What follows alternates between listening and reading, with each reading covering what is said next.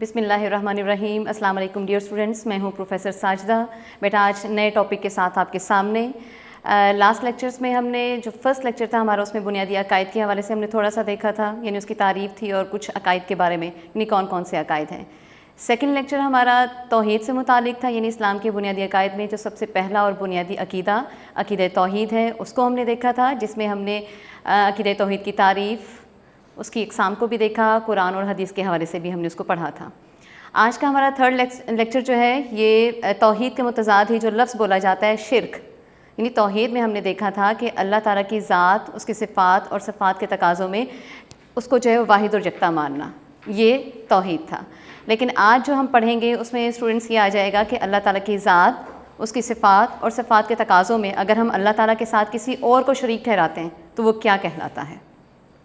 آج کا ہمارا باقاعدہ ہم اپنے ٹاپک کا آغاز کرتے ہیں۔ ٹاپک ہے ہمارا شرک۔ اس میں اگر دیکھتے ہیں تو یہ لفظ شرک جو ہے یہ توحید کا متضاد ہے، عربی زبان کا ہی لفظ ہے۔ یہ شرک کیسے شروع ہوا، یہ کہاں سے آیا، کیا انبیاء کرام نے شرک کی تعلیم دی تھی، اس چیز کے بارے میں ہم پہلے تھوڑا سا ہم شرک کو دیکھتے ہیں۔ تو اسٹوڈنٹس یہ بتایا جاتا ہے کہ دنیا کا سب سے پہلا جو انسان تھا وہ عقیدہ توحید کا ہی قائل تھا۔ اس نے یعنی دنیا کے جو پہلا انسان ہے وہ حضرت آدم علیہ السلام ہے۔ نہ صرف یہ انسان تھے بلکہ پیغمبر بھی تھے۔ اللہ تعالیٰ نے جب ان کو نبوت یا پیغمبر بنایا تو انہوں نے پھر آگے اپنی اولاد کو جو تعلیم دی تھی وہ توحید کے حوالے سے تھی کہ اللہ تعالیٰ ایک ہے، اس کے ساتھ کسی کو بھی شامل نہیں کرنا۔ لیکن پھر یہ ہوا کہ آبادی جیسے جیسے بڑھتی چلی گئی، آبادی کے زیادہ ہونے کی بنا پر لوگ جو ہے مختلف جگہوں پر یعنی رہنا انہوں نے شروع کر دیا، پھیل گئے، آبادی ان کی پھیل گئی، تو اس کی بنا پر جو ایک اللہ تعالیٰ کی یا ایک خدا کی جو ان کو تعلیم دی گئی تھی انہوں نے اس کو بھلا دیا۔ اور پھر کیا ہوا کہ ان تعلیمات کو بھلانے کی بنا پر انہوں نے پھر اللہ تعالیٰ کے ساتھ جو کئی اور معبود گھڑ لیے، ان کی پوجا کرنا شروع کر دی، ان کو بھی اللہ تعالیٰ کے ساتھ معبود ٹھہرا لیا۔ اب یہ کیسے ہوا؟ اس میں یہ بتایا جاتا ہے شرک کی وجوہات میں ایک تو یہ آ جاتا ہے کہ جب کسی انسان کو کسی چیز سے نفع حاصل ہوا تو اس چیز نے یعنی اس انسان نے پھر یہ کیا کہ اس چیز سے مجھے نفع حاصل ہوتا ہے تو اور زیادہ جو ہے میں اس کی طرف آؤں تاکہ مجھے اس سے زیادہ اور زیادہ نفع حاصل ہو۔ یعنی نفع کی بنیاد پر یا فائدہ کی بنیاد پر بھی انسان نے جو ہے وہ مختلف چیزوں کو اللہ تعالیٰ کے ساتھ جو شامل کر لیا۔ پھر یہ ہوا کہ انسان کو جس چیز سے خوف محسوس ہوا انسان نے اس کی بھی پوجا کرنا شروع کر دی۔ فائدے میں اگر ہم دیکھتے ہیں کہ فائدے کی بنا پر انسان نے جن چیزوں کو پوجا، اس میں دیکھیں آپ کے آ جاتا ہے گائے کی پوجا، یعنی گائے دیکھیں اگرچہ یہ گوشت کے لیے بھی استعمال کی جاتی ہے، ہم اس سے دودھ بھی حاصل کرتے ہیں، اس کے ڈفرینٹ یعنی اور بھی جو بہت سارے فائدے بھی ہیں۔ اسی طرح سے درختوں کی پوجا کرنا بھی شروع کر دی۔ درخت دیکھیں ہمیں پھل بھی دیتے ہیں، سایہ بھی دیتے ہیں، اور اس کے علاوہ بھی کئی ایسے مقاصد ہیں کہ جس کے لیے درخت کو استعمال کیا جاتا ہے۔ تو جہاں پر نقصان کی بات ہو رہی ہے کہ انسان نے جس چیز سے خوف محسوس کیا یا جس چیز سے اس کو جو ہے وہ ایک ڈر محسوس ہوا تو اس نے جو اس کی بھی پوجا کرنا شروع کر دی تاکہ وہ اس کے ڈر سے اپنے آپ کو بچا سکے۔ تو اس میں آپ دیکھیں آگ کی پوجا شروع کر دی، سمندر ہے اس کی بھی، سورج ہے اس کی بھی، یعنی مختلف چیزیں ہیں کہ جس کی انسان نے پوجا کرنا شروع کر دی۔ تو اس طرح سے شرک شروع ہو گیا۔ لیکن پھر بھی اللہ تعالیٰ نے دیکھیں یکے بعد دیگرے کئی پیغمبر بھیجے انسانوں کی ہدایت اور رہنمائی کے لیے، اور انہوں نے اپنی امت کو جو ہے پھر اللہ تعالیٰ کے حکم کے مطابق ہی ان کو توحید کی تعلیم دی، یعنی جو انہوں نے توحید کا سبق بھلا دیا تھا اس طرف ان کو دوبارہ لے کر آئے۔ لیکن یہ شرک جو لفظ یہاں پر لکھا گیا ہے اس کی بھی قرآن پاک میں مذمت کی۔ کن الفاظ میں؟ ارشاد باری تعالیٰ ہے کہ ان الشرک لظلم عظیم، بے شک شرک ایک بہت بھاری ظلم ہے، ایک بہت بڑا گناہ ہے، یہ ایسا گناہ ہے کہ جس گناہ کی معافی نہیں ہے۔ اب یہ شرک ہوتا کیا ہے، یعنی اس کا میننگز ہم دیکھتے ہیں۔ یعنی یہ تو ہم نے تھوڑا سا پڑھا کہ شرک شروع کیسے ہوا، اس کی وجہ کیا بنی تھی، اور کیا اللہ تعالیٰ کے پیغمبروں نے بھی شرک کی تعلیم دی تھی اپنی امت کو، ہم نے اس چیز کے بارے میں دیکھا تھا۔ اب آتے ہیں باقاعدہ اس کے جو معنی کی طرف۔ معنی میں دیکھیں یہاں پر لکھا ہوا ہے کہ شرک جو عربی زبان کا لفظ ہے جس کا معنی حصہ داری، ساجھے پن کے ہیں۔ حصہ داری جیسے پارٹنرشپ ہوتی ہے، ایک کاروبار ہے، ایک کام ہے، جب اس میں جو ایک اور شامل ہو جاتا ہے تو وہ سنگل پارٹنر نہ رہا بلکہ اس کے ساتھ ایک اور شامل ہو گیا، وہ اس کام میں حصہ دار ہو گیا۔ یہ ہے شرک، یعنی اللہ تعالیٰ کے ساتھ کسی اور کی حصے داری ٹھہرانا یا سمجھنا، تصور کرنا ہو جاتا ہے۔ اصطلاحی معنی کی طرف آتے ہیں تو اس میں دیکھیں بیٹا جو ہم نے توحید کی تعریف میں دیکھا تھا کہ اللہ تعالیٰ کی ذات، اس کی صفات اور صفات کے تقاضے، بالکل وہی چیز آئے گی، لیکن اس میں تھا کہ شریک نہیں ٹھہرانا، ایک ماننا ہے، لیکن اس میں آ جائے گا شامل کرنا ہے۔ اللہ تعالیٰ کی ذات یعنی اللہ تعالیٰ کی جو ذات ہے رب، اس کے حوالے سے، اللہ تعالیٰ کی صفات یعنی اللہ تعالیٰ کی جتنی بھی خوبیاں ہیں ان کو، اور صفات کے تقاضوں میں کسی اور کو حصہ دار اور ساجی ٹھہرانا، یہ شرک ہے۔ دیکھیں جی اب یہاں پر کہ اللہ تعالیٰ کی ذات کے ساتھ ہم یہ کہیں کہ کوئی اور بھی شامل ہے، ٹھیک ہو گیا۔ پھر ہم یہ کہیں کہ جو اللہ تعالیٰ کی صفات ہیں وہ کسی اور میں بھی ہیں، صرف اللہ تعالیٰ میں نہیں ہے، یا اللہ تعالیٰ کی صفات کے جو تقاضے ہیں یعنی ہم جو محبت کرتے ہیں کچھ بھی ہے وہ صرف اللہ تعالیٰ کے لیے نہیں بلکہ کسی اور کے لیے بھی ہے، یہ ہوتا ہے شرک۔ یہ اصطلاحی معنی کے حوالے سے ہم لوگوں نے دیکھ لیا۔ نیکسٹ میں ہم دیکھتے ہیں کہ شرک کی مذمت جو ہے قرآن پاک میں، اب یہ تو نہیں کہ اللہ تعالیٰ کے پیغمبروں نے اگر شرک کی مذمت یعنی شرک کے بارے میں لوگوں کو بتایا کہ ٹھیک نہیں، یہ ایک بہت بڑا گناہ ہے، تو قرآن پاک میں اس کے بارے میں نہیں ہوگا، بلکہ توحید کے متضاد یعنی جو شرک ہے اس کے بارے میں قرآن پاک میں جو ہے وہ مختلف احکامات مختلف مقامات پر جو ہے وہ نازل ہوئے ہیں۔ اس میں پہلی آیت کا حوالہ میں پہلے دے چکی ہوں کہ بے شک شرک ایک بہت بھاری ظلم ہے۔ اسٹوڈنٹس اس کو آپ یاد رکھیے گا، یہ 2 نمبر کا شارٹ آپ کے آ جاتا ہوتا ہے کہ شرک کی مذمت پر قرآنی آیت اور ترجمہ لکھیں، اس میں آپ کا یہ آ جائے گا۔ اور ویسے بھی آپ کے JMCQs میں بھی آ جاتا ہے کہ بے شک شرک ایک ڈیش ہے، یعنی ڈیش میں جو ہے یعنی اگر ڈیش مینس یعنی آپشنس میں آپ کے آ جائے گا بھاری گناہ یا بہت بڑا گناہ، اس طرح سے آ جائے گا۔ سیکنڈ آیت کی طرف آتے ہیں، ان اللہ لا یغفر ان یشرک بہ ویغفر ما دون ذلک لمن یشاء۔ اس میں اللہ تعالیٰ نے فرمایا کہ بے شک اللہ تعالیٰ نہیں بخشے گا کہ اس کے ساتھ کسی کو شریک ٹھہرایا جائے۔ یعنی دیکھیں کس طرح سے ممکن ہے کہ اللہ تعالیٰ جو ہے وہ اس انسان کو کچھ کہے ہی نہ، اس کی گرفتی نہ ہو کہ جو اللہ تعالیٰ کے ساتھ کسی اور کو ساجی ٹھہرا رہا ہے، کسی اور کو شامل کر رہا ہے اللہ تعالیٰ کی ذات کے ساتھ۔ لیکن ساتھ میں پھر بتایا وَيَغْفِرُ مَا دُونَ ذَلِكَ لِمَن يَشَاءُ کہ اللہ تعالیٰ اس کے علاوہ یعنی شرک کے علاوہ جو بھی انسان نے گناہ کیا ہے یہ اللہ تعالیٰ کے اختیار میں ہے کہ اللہ چاہے تو اس کو معاف کر دے، لیکن شرک کی معافی نہیں ہے۔ یہ صاف اور واضح الفاظ میں اللہ تعالیٰ نے قرآن پاک میں ارشاد فرما دیا، اور ہمیں بھی چاہیے کہ ہم چاہے وہ اللہ تعالیٰ کے ساتھ کسی کو بھی، اللہ تعالیٰ کی صفات ہیں، صفات کے تقاضے کچھ بھی ہے، اس میں کسی کو بھی شامل نہ ہونے دیں۔ تیسری آیت کی طرف آتے ہیں، یہاں پر بھی دیکھیں اللہ تعالیٰ کے ہی حوالے سے بات کی گئی ہے، من یشرک باللہ کہ جس نے اللہ تعالیٰ کے ساتھ شرک کیا یعنی اللہ تعالیٰ کے ساتھ کسی اور کو ساجی ٹھہرایا تو کیا ہوگا، فقد حرم اللہ علیہ الجنت، تو اللہ تعالیٰ نے فرمایا کہ اس پر پھر جنت حرام کر دی گئی۔ تو جنت کس کے لیے ہے؟ جنت اسٹوڈنٹس اللہ تعالیٰ کے نیک اور برگزیدہ بندوں کے لیے ہے۔ جنت ان لوگوں کے لیے ہے جو اللہ تعالیٰ کے احکامات کے مطابق، جنہوں نے اس دنیا میں رہتے ہوئے اپنی پوری زندگی گزار دی، کہیں بھی انہوں نے اللہ تعالیٰ کے حکم کی نافرمانی نہیں کی۔ اور جنت کیا ہے؟ یہ انعام ہے اللہ تعالیٰ کی طرف سے اس انسان کے لیے کہ جس نے اپنی زندگی کو اللہ تعالیٰ کے احکامات کے تابع بنائے رکھا۔ لیکن جو شرک کرے گا اللہ تعالیٰ نے فرما دی کہ اس پر جنت یعنی یہ جو جنت ہے نا وہ حرام کر دی گئی ہے۔ اس کی جو ہے وہ آخری قرآنی حوالے کی طرف آتے ہیں، وَمَن یُشْرِک بِاللَّهِ کہ جس نے اللہ تعالیٰ کے ساتھ شرک کیا۔ تو یہ کیا ہے؟ اب دیکھو جب اللہ تعالیٰ نے ہمیں یہ تعلیم ہی نہیں دی کہ میرے ساتھ کسی اور کو شریک ٹھہرانا ہے، تو جب ہم ایسا کہیں گے تو کیا ہوگا؟ یہ ایک جھوٹ ہی ہے، ایک غلط بات ہی ہے۔ تو یہاں پر بھی وہی آ گیا فَقَدِ افْتَرَىٰ اِسْمًا عَظِیمًا، تو اس نے بہت سب سے بڑا جھوٹ باندھا ہے، بہت بڑا جھوٹ باندھا ہے۔ جھوٹ باندھنے سے مراد ہے کہ جھوٹ گھڑا، کہ اس نے یہ جو کہی ہے نا وہ جھوٹی بات ہے۔ اور کیا ہے یہ سب سے بڑا گناہ ہے، اس کو گناہ عظیم کہا جاتا ہے۔ تو دیکھیں یہاں پر قرآن کے حوالے سے بھی ہمیں شرک کی مذمت کے حوالے سے احکامات ملتے ہیں کہ شرک یہ وہ بری بیماری ہے جس سے ہم نے اپنے آپ کو بھی اور دوسرے لوگوں کو بھی بچانا ہے، بلکہ توحید کی تعلیم دینی ہے، ایک اللہ تعالیٰ کی طرف لے کر آنا۔ اسٹوڈنٹس آگے ہمارا ہے، جہاں پر ہم نے قرآن کے حوالہ جات کو دیکھا ہے تو وہاں پر ہم احادیث کو بھی دیکھیں گے کہ نبی پاک صلی اللہ علیہ وسلم کے جنہوں نے اپنی امت کو توحید کی تعلیم دی، ایک اللہ تعالیٰ کی وحدانیت کا درس دیا، تو کیا نبی پاک صلی اللہ علیہ وسلم نے اپنے فرامین سے توحید کی یعنی شرک کی مذمت نہ کی ہوگی؟ توحید کا ان کو نہ بتایا ہوگا؟ تو اب شرک کے حوالے سے دیکھتے ہیں۔ پہلی حدیث میں نبی پاک صلی اللہ علیہ وسلم نے فرمایا کہ اگر کوئی ایسا شخص کہ جس کی موت اس حالت میں ہوتی ہے کہ اس نے اللہ تعالیٰ کے ساتھ کسی کو شریک ٹھہرایا ہے، تو پھر نبی پاک صلی اللہ علیہ وسلم نے کیا فرمایا کہ وہ جہنم میں داخل ہوگا، جنت اس کے لیے نہیں ہے۔ کلیئر ہو گئی؟ سیکنڈ میں دیکھیں تمام کبیرہ گناہوں میں سے سب سے بڑا گناہ، اسٹوڈنٹس یہ کبیرہ گناہ کا مطلب ہوتا ہے بڑے بڑے گناہ جو ہوتے ہیں، چھوٹی چھوٹی انسان غلطیاں تو کرتا ہی رہتا ہے جو کہ گناہ کے زمرے میں ہی آ جاتی ہیں، تو یہاں پر کبیرہ یعنی جو بڑے گناہ ہیں ان میں سے نبی پاک صلی اللہ علیہ وسلم نے بتا دیا کہ سب سے بڑا گناہ کیا ہے؟ اللہ کے ساتھ شرک کرنا۔ ایک اور بھی ہے کہ نبی پاک صلی اللہ علیہ وسلم سے ایک صحابی نے پوچھا کہ یا رسول اللہ صلی اللہ علیہ وسلم سب سے بڑا گناہ کیا ہے؟ تو نبی پاک صلی اللہ علیہ وسلم نے فرمایا کہ سب سے بڑا گناہ یہ ہے کہ انسان اللہ تعالیٰ کے ساتھ کسی کو شریک ٹھہرائے، یعنی شرک کرنا۔ تو دیکھیں یہاں پر بھی وہی چیز آ گئی اور اس حدیث میں بھی اسی کا ہی بیان ہے۔ اس جو حدیث کو جو ہم دیکھ رہے ہیں اس میں جو ہے اس کی جو لاسٹ یہاں پر لکھی ہوئی ہے اس میں حضرت معاذ رضی اللہ تعالیٰ عنہ، ان کو جب نبی پاک صلی اللہ علیہ وسلم جو ہے وہ دین کی باتیں یعنی نصیحت جب کر رہے تھے تو اس میں جو ہے وہ ایک یہاں پر جو نصیحت کی ہے وہ کیا ہے کہ معاذ اللہ تعالیٰ کے ساتھ کسی کو شریک نہ ٹھہرانا، یعنی سب سے پہلی بات ہی دیکھیں یہی ہے کہ اللہ تعالیٰ کے ساتھ کوئی بھی شامل نہیں ہے اور نہ ہی تم نے ایسا کرنا ہے، سوچ کیا عمل کسی میں بھی نہیں آنا۔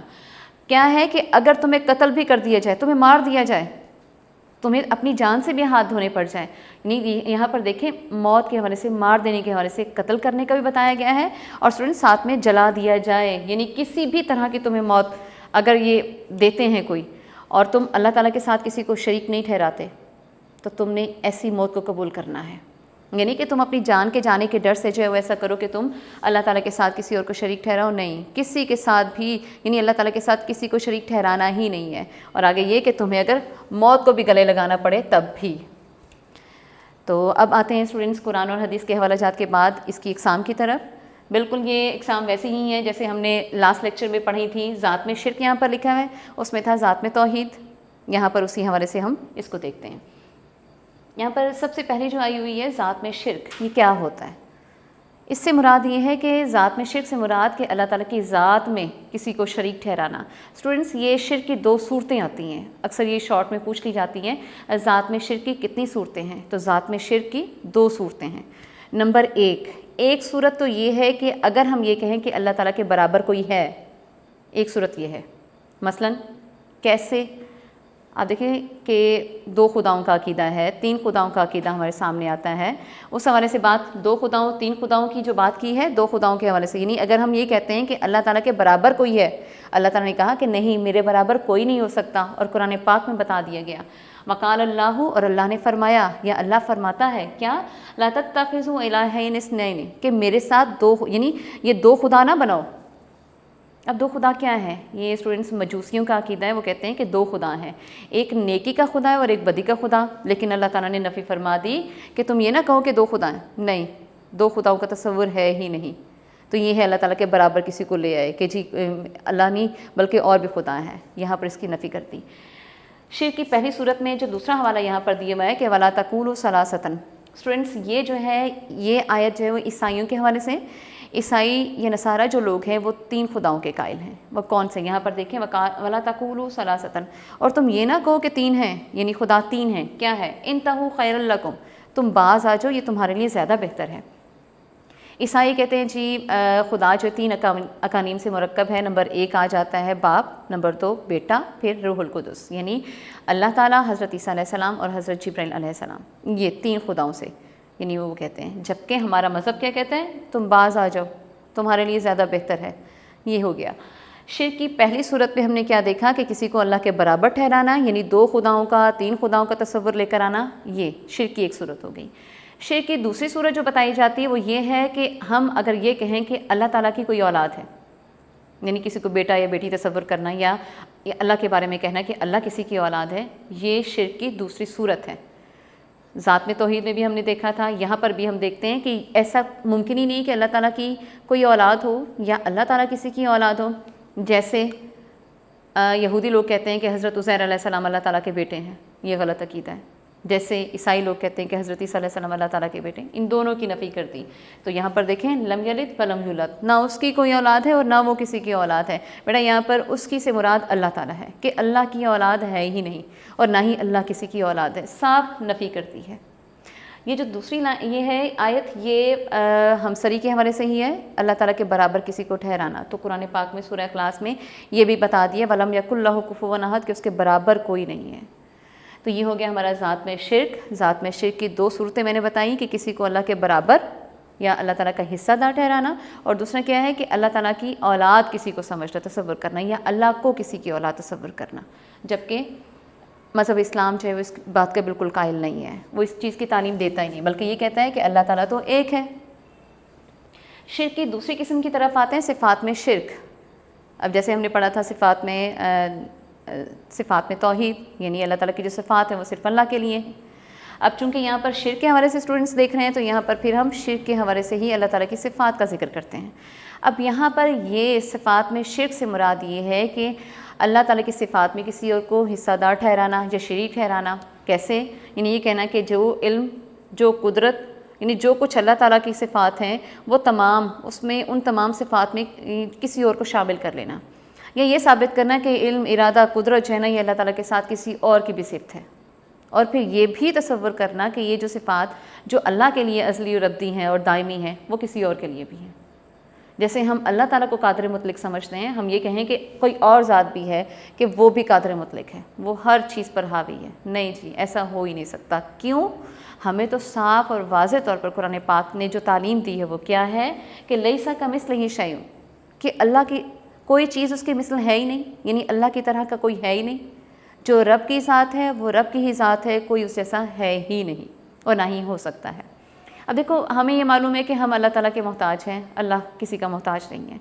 ہمیں روزی، رزق ہے، زندگی، موت، ہمارا سب کچھ اللہ تعالیٰ کے ہاتھ میں۔ اگر کوئی ہماری روزی بند کر دے، یعنی اگر اللہ تعالیٰ کے حوالے سے میں بات کریں کہ اگر اللہ تعالیٰ ہمارے رزق کو بند کر دے تو کوئی ہے ایسا کہ جو ہمیں جو رزق دے دے؟ نہیں، ہر چیز کا اختیار جو ہے نا، حتمی اقتدار آپ کہہ سکتے ہو، اختیار اللہ تعالیٰ کی ذات کے پاس ہے۔ تو دیکھیں یہاں پر بھی اللہ تعالیٰ نے فرمایا امن ھذا الذی یرزقکم، کوئی ہے ایسا جو تم کو رزق دے، ان امسک رزقہ، کہ اگر اللہ تعالیٰ تم سے تمہارا رزق، تمہاری روزی کو چھین لے تو کوئی ہے ایسا جو تمہیں رزق دے گا؟ نہیں۔ اسٹوڈنٹس، یہاں پر یہی ہے کہ جو اللہ تعالیٰ کے صفات ہیں وہ اللہ تعالیٰ کے لیے ہی ہیں، نہ تو کوئی اور ذات ہمیں رزق دے سکتی ہے اور نہ ہی کوئی اور ذات اللہ جیسی ہو سکتی ہے۔ یہ اللہ تعالیٰ کی صفت ہے۔ جو اللہ تعالیٰ کی صفات ہیں کسی میں انسان میں ہے تو وہ اللہ تعالیٰ نے اس کو عطا کی ہیں، نہ کہ اس نے خود سے، یعنی وہ اللہ کے برابر نہیں ہے کہ جو اس کے اندر بھی وہ صفات ہوں۔ شرک کی اقسام کی جو ہے وہ تیسری اور آخری قسم کی طرف آتے ہیں، صفات کے تقاضوں میں شرک، یعنی یہ جو جتنی بھی صفات ہیں، اللہ تعالیٰ دیکھتا ہے، سنتا ہے، ہر چیز اللہ تعالیٰ کے قبضہ قدرت میں ہے، اختیار میں ہے، ان تمام چیزوں کا۔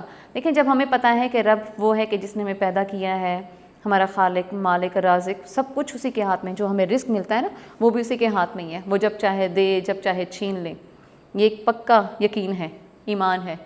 لیکن اگر یہ کہنا کہ جی پھر کیا ہوتا ہے، ہمیں یہ پتہ ہے کہ رب نے دیا تو پھر کیا ہوگا، ہمیں اس رب سے محبت ہوگی، لیکن یہاں پر شرک کی بات آ رہی ہے۔ پھر یہ کہنا کہ جتنی بھی اللہ تعالیٰ کی صفات ہیں نا وہ تمام صفات پھر اس ذات کے لیے جو ہے نا وہ محبت پیدا کرتی ہیں۔ اب یہاں پر یہ بتایا گیا کہ اللہ تعالیٰ کی صفات کے تقاضوں میں شرک سے مراد یہ کہ جتنی محبت ہمیں اللہ تعالیٰ سے ہے، جتنی اطاعت اور ہم بندگی ہم اللہ تعالیٰ کی کرتے ہیں، ہم اس میں کسی اور کو بھی شامل کر دیں، یہ صفات کے تقاضوں میں شرک ہو جاتا ہے۔ کیا ہے، ہونا کیا چاہیے کہ ہمیں دینے والی ذات صرف اور صرف اللہ تعالیٰ کی ہے، کوئی اور ہے ہی نہیں ایسا، تو ہمیں کیا کرنا ہوگا، ہمیں جھکنا اللہ تعالیٰ کے ہی آگے ہے، اس لیے کہ پوری کائنات کا نظام، پوری کائنات کا قانون، جو کچھ بھی ہے وہ اللہ تعالیٰ کے ہاتھ میں ہی ہے، اللہ تعالیٰ کے پاس ہی ہے۔ تو اس کی بنا پر ہمیں کیا کر رہے ہیں، ہم نے سجدہ ریز اللہ تعالیٰ کے آگے ہی ہونا ہے۔ اب اس عبادت کے حوالے سے دیکھیں کیا ہے۔ یہاں پر پہلا ہے کہ وَمَن لَّمْ يَحْكُم بِمَا أَنزَلَ اللَّهُ فَأُولَٰئِكَ هُمُ الْكَافِرُونَ۔ کیا بتایا اس میں کہ جو کوئی اللہ کے حکم کے مطابق فیصلہ نہیں کرتا تو کیا ہوگا، وہ ظالم ہے۔ مطلب کیا ہے، اللہ کو چھوڑ کر کسی اور کے پیچھے اگر چلتے ہیں تو کہا انہوں نے اپنی جانوں پر ظلم کیا ہے، اور وہ کیا ہیں، وہ کافر ہیں، کافر ان کو کہہ دیا گیا۔ پھر یہاں پر دیکھیں جی، اللہ تعالیٰ نے فرما دیا اللہ تعبدوا الا ایاہ، کہ تم صرف اسی کی عبادت کرو۔ ہمیں عبادت کس کی کرنی ہے، صرف اور صرف اللہ تعالیٰ کی عبادت کرنی، کسی اور کی تو کرنی ہی نہیں ہے، تصور ہی نہیں کر سکتے۔ کیوں؟ اس لیے کہ ہمیں پیدا بھی اللہ تعالیٰ نے اپنی عبادت کے لیے کیا تھا۔ اور یہاں پر دیکھیں ان الحکم الا للہ، کہ حکم جو ہے کس کا ہے، صرف اللہ تعالیٰ کے لیے، یعنی حکم چلانے والی ذات کون سی ہے، اللہ تعالیٰ کی۔ کوئی اور ذات ایسی ہے ہی نہیں کہ جو اللہ تعالیٰ کے برابر جس کو ہم لے کر آئے اور کہیں کہ جی جس طرح سے اللہ تعالیٰ کا حکم اس کائنات کی ہر چیز پر، اسی طرح سے کوئی اور ذات بھی ہے کہ جس کا حکم اس کائنات کی ہر چیز پر لاگو ہو سکتا ہے، ایسا نہیں۔ حکم صرف اور صرف اللہ تعالیٰ کے لیے ہے۔ کیوں؟ اس لیے کہ اللہ تعالیٰ نے بتا دیا، کیوں، میں تمہارا معبود بھی ہوں، میں تمہارا مالک بھی ہوں، خالق بھی ہوں۔ اور معبودیت کے حوالے سے دیکھیں یہاں پر کہ وَإِلَٰهُكُمْ إِلَٰهٌ وَاحِدٌ لَا إِلَٰهَ إِلَّا هُوَ، کہ تمہارا معبود صرف ایک ہی ہے اور اس کے سوا کوئی معبود نہیں۔ یعنی اب یہاں پر ایک ہی سے مراد کیا ہے، ایک ہی اللہ ہے، اور عبادت بندگی کس کی ہم نے کرنی ہے، صرف اور صرف اللہ تعالیٰ کی۔ اب دیکھیں شرک میں کیا آ جاتا ہے، اکثر یہ ہوتا ہے کہ جو لوگ بتوں کی پوجا، اسٹوڈنٹس یہ تو ختم ہوا، اب اکثر شرک ہم کس کو کہتے ہیں، جی کسی نے اگر یعنی جو لوگ بتوں کی پوجا کرتے ہیں بھی یہ شرک ہے۔ ہم پہلے اپنی زندگیوں کو بھی دیکھیں، کیا ہم لوگ شرک جیسی بیماری سے دور ہیں؟ کیا ایسا ہے؟ آپ دیکھیں انسان کے ذہن میں اکثر یہ تصور آتا ہے کہ جو بتوں کی پوجا کرتے ہیں لوگ وہ شرک کرتے ہیں، لیکن اکثر یہ بھی ہوتا ہے کہ ہمیں کوئی بیماری آ گئی، ہم نے اپنی جاب کے لیے، ہم نے اپنے کاروبار کے لیے، ہمیں کوئی پریشانی مشکل آ گئی، تو ہم نے ان تمام چیزوں کے لیے اللہ تعالیٰ کے آگے جھکنے کے بجائے، اللہ تعالیٰ سے مانگنے کے بجائے ہم کسی اور کے در کے بھکاری بن جاتے ہیں، کسی اور کے در پر جاتے ہیں کہ یہ کام ہمارا کر دے گا۔ یہ بھی شرک کے زمرے میں آتا ہے۔ تو اسٹوڈنٹس ہمیں کیا کرنا ہے؟ ہمیں کوئی اپنی صحت کے حوالے سے کوئی مسئلہ ہے، اگر ہمیں کوئی مشکل ہے، پریشانی، مصیبت آ گئی، آفت آ گئی ہے، یا کوئی روزگار کا مسئلہ ہے، یا کاروبار میں کوئی مشکل آ گئی ہے، تو ہمیں ان تمام چیزوں میں کس کو دیکھنا ہے؟ اپنے رب کو۔ ہم نے مانگنا ہے تو صرف اور صرف اپنے رب سے، نہ کہ کسی اور سے۔ تو آج سے ذہن میں رکھیں کہ ہمیں کوئی پریشانی ہوگی تو ہم نے کسی اور کے در پر نہیں، اللہ تعالیٰ سے، کیونکہ وہ قادر مطلق بھی ہے، وہ سب کچھ کر بھی سکتا ہے۔